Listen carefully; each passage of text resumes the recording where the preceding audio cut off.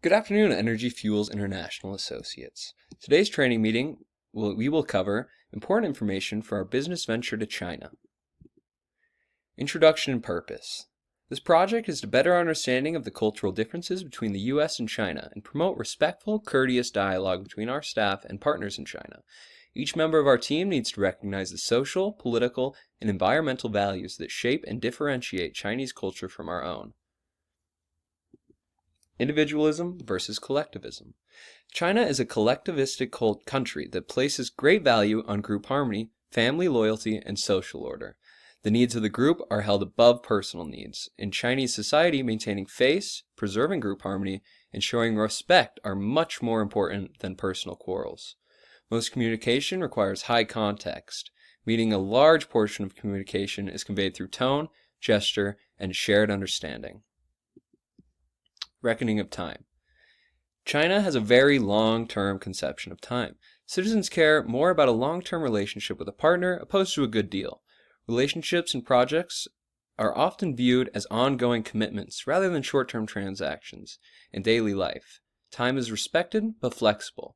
Oftentimes, a meeting may begin somewhat late, and almost always will begin with brief small talk or a meal before any professional discussion begins.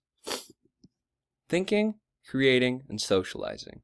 The Chinese value education and achievements, viewing personal success as a reflection of family honor.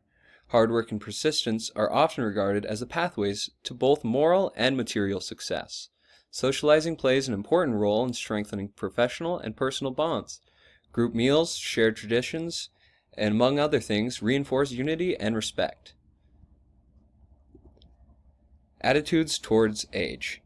In Chinese culture, age is often associated with wisdom, respect, and social status.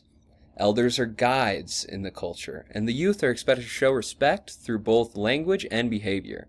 It is considered impolite to openly disagree with someone older or in a higher position, particularly in professional or family settings. This respect for age reinforces stability, harmony, and continuity with Chinese society. Environmental attitudes.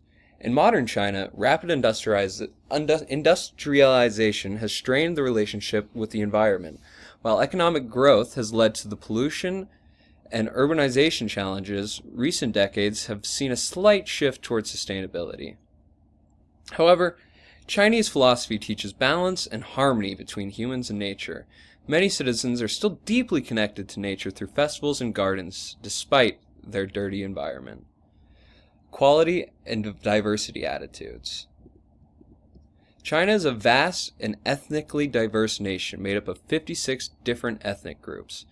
National unity and social harmony are held above personal expression and differences.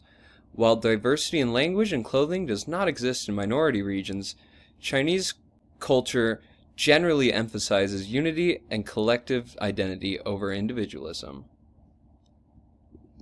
Gender roles and equality attitudes.